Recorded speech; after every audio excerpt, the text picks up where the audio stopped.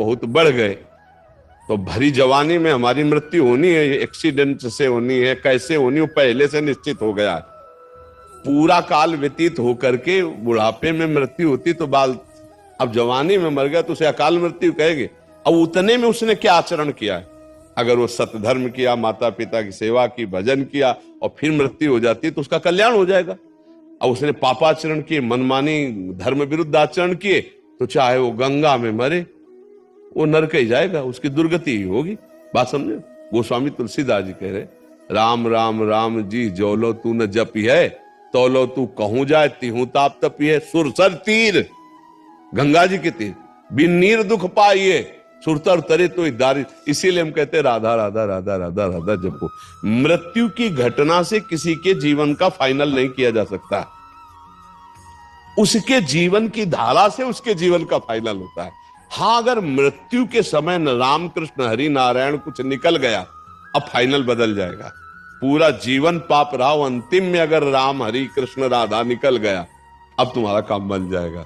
वहां देखा है। लेकिन घटना से कि उसकी ऐसी मृत्यु हुई तो उसकी दुर्गति हो सकती है, ऐसा नहीं हो सकता। ये पक्की बात है। आप समझ पा रहे हैं?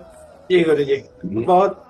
अब बिटिया थी मेरी, 2 बेटी थी, 23-24 साल की, बहू थी 29 साल की, 1.5 साल की पोती थी।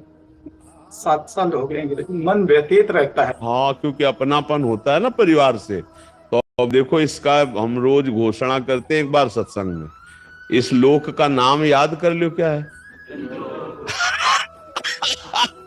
मृत्यु लोग, यहां सबको मरना पड़ेगा भैया। लेकिन गुरु जी, 2011 में मेरा ऐसा संयोग बना कि कैलाश मानसरोवर जाने का मेरा, तो मेरी बिटिया जो है बोलती, पापा आप जाओ कैलाश मानसरोवर, देखो, मैं दुकान संभालूंगी। हमारा केवल वो व्यवहार में बहुत आगे बढ़ना होता है। हमारा केवल इतना कहना है कि देखो, जिस समय, जिस सेकंड में, जिस मिनट में जहां मृत्यु हमारी होनी है वहां होनी है।